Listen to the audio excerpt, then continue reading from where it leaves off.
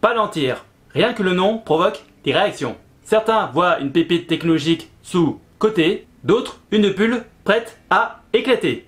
Depuis début 2025, son nom revient de plus en plus souvent dans les discussions des investisseurs. Si tu t'intéresses à l'IA, à la data ou aux entreprises tech, tu as forcément entendu parler d'elle. Dans cette vidéo, on va faire un tour complet du sujet en commençant par comprendre ce qu'est réellement Palantir et ce qu'elle fait concrètement. Ensuite, on va explorer ses produits et les innovations à surveiller. Nous allons également parler de la flambée spectaculaire de son cours de son action qui s'est produit en février 2025 et on la comparera à ce qui s'est passé avec Etsy quelques mois plus tard. Je proposerai aussi une analyse de son SWOT pour bien peser les forces et faiblesses. Et je terminerai la vidéo avec un avis personnel fondé sur une lecture attentive de ses ratios financiers. Et on commence par une simple présentation.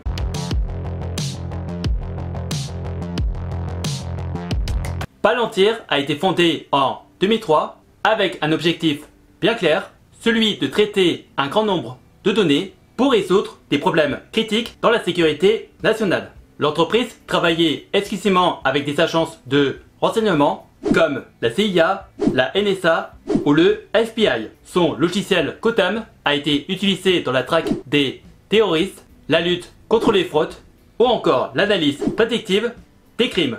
Depuis son entrée en bourse en 2020, la société s'est progressivement ouverte au secteur privé. C'est là qu'entre en jeu Foundry, une plateforme pensée pour des entreprises avec des clients comme Airbus ou Ferrari.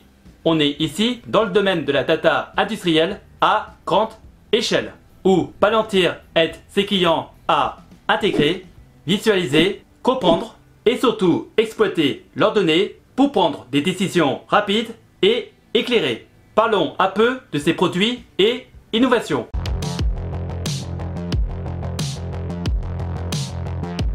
Depuis 2023, Palantir n'a pas seulement consolidé ses produits, elle a étendu ses offres avec des innovations majeures. L'arrivée de Palantir AIP a marqué un tournant. Cette plateforme permet aux entreprises d'entraîner, d'intégrer et de piloter leur propre modèle AI générative directement à partir de leurs données internes tout en respectant la confidentialité. Ce n'est pas une IA grand public, c'est une IA conçue pour les environnements complexes comme la défense, l'énergie, la santé ou la finance. Prenons un exemple. Une entreprise industrielle peut utiliser AIP pour croiser ses données logistiques, prévoir les pannes, automatiser les commandes de pièces détachées ou ajuster ses chaînes d'approvisionnement selon la météo ou les tensions géopolitiques. C'est cette combinaison entre IA et automatisation intelligente qui rend Palantir si unique. L'entreprise a récemment signé des contrats avec le gouvernement britannique, l'armée américaine et des industriels européens dans l'énergie nucléaire et l'aérospatiale. En 2025, l'entreprise a aussi dévoilé des intégrations avec des environnements cloud privés permettant d'installer Foundry et AIP derrière un pare-feu sécurisé, ce qui attire de plus en plus d'acteurs sensibles comme les banques ou les infrastructures critiques. Palantir se positionne de plus en plus comme une brique stratégique de la souveraineté numérique, un enjeu de plus en plus pressant en Europe. Parlons de sa montée en valeur qui s'est produite en février 2025.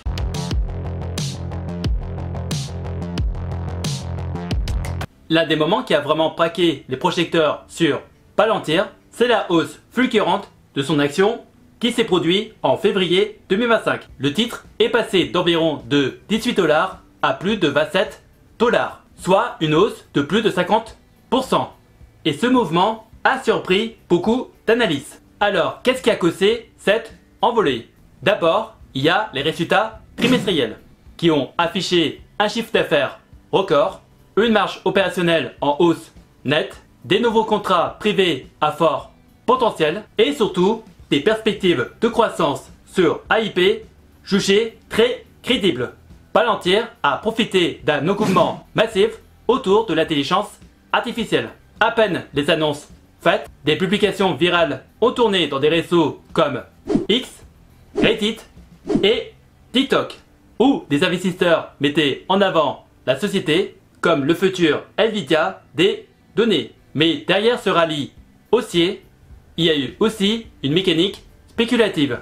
De nombreux traders se sont engouffrés dans ce mouvement, alimenté par des algorithmes de trading, des options à effet levier et l'effet boule de neige typique des marchés modernes. Puis, sans surprise, quelques semaines plus tard, le soufflet est retombé et l'action s'est stabilisée autour de 23 $. Un phénomène similaire a eu lieu avec Etsy en mai-juin 2025. Des rumeurs de rachat par Shopify ont fait bondir le titre de plus de 40%, sauf que la rumeur n'a jamais été confirmée.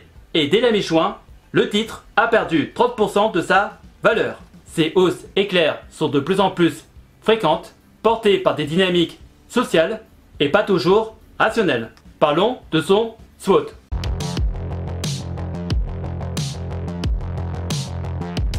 L'entreprise possède une technologie robuste, éprouvée sur des cas d'usage critiques. Sa position dans le secteur de la défense lui garantit des revenus stables et des relations solides avec les institutions. L'entreprise a su pivoter intelligemment vers le secteur privé avec des offres comme Foundry et AIB. Sa capacité à innover rapidement, à intégrer l'IA et à s'adapter à des environnements sensibles est un vrai atout. Cependant, Palantir reste encore dépendante de gros clients publics, ce qui rend une partie de ses revenus peu diversifiés. Son modèle économique n'est pas aussi scalable qu'un simple logiciel SaaS. De plus, sa réputation parfois opaque, voire militarisée, peut rebuter certains investisseurs ou clients. Et la complexité de ces outils exige une forte phase d'intégration, ce qui allonge les cycles de vente. Le marché des données et de l'IA explose.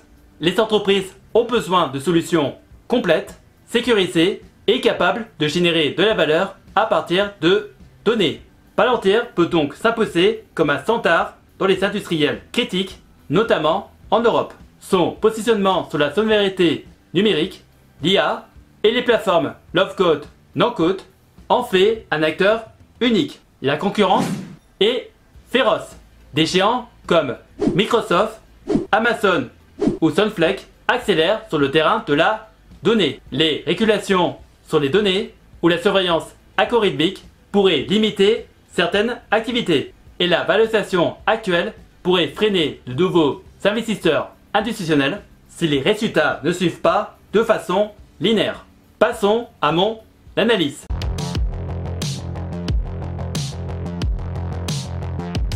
Financièrement, Palantir surprend positivement.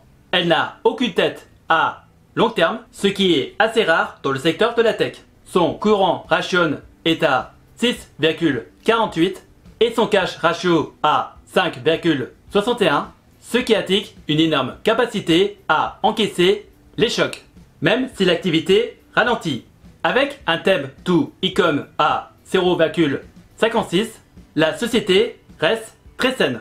Mais il faut regarder plus loin. Le PER est supérieur à 500, ce qui veut dire que les marchés anticipent une croissance exponentielle, presque linéaire. Et à ce niveau de valorisation, toute déception peut provoquer une chute brutale du cours. Le price to book est également très élevé. Preuve qu'on paye surtout une marque, une vision, un potentiel, bien plus que des actifs tangibles. Un autre point à souligner, c'est le niveau des bénéfices non répartis qui reste très négatif. Cela signifie que la société, malgré ses récentes rentabilités, n'a pas encore accumulé de réserves importantes. En revanche, l'absence de dette et la génération de cash montrent que la structure est en bonne santé. C'est donc un profil mixte, croissance, mais pas sans risque. Si vous voulez investir dans cette société, sachant que ce n'est pas une recommandation d'investissement, je peux vous proposer les courtiers Trade Republic et Interactive Broker. Les liens de mes vidéos d'avis seront dans la description de cette vidéo. Si vous avez des questions, N'hésitez pas à me les poster dans les commentaires et j'essaierai de vous donner des réponses claires et précises. Et si par hasard tu cherches des solutions pour faire travailler ton argent ou générer un revenu passif, tu peux regarder dans la description de la vidéo des playlists de vidéos d'avis de plateformes d'investissement que j'utilise pour faire travailler mon argent, que ce soit dans la bourse, les prêts, l'immobilier ou les crypto-monnaies.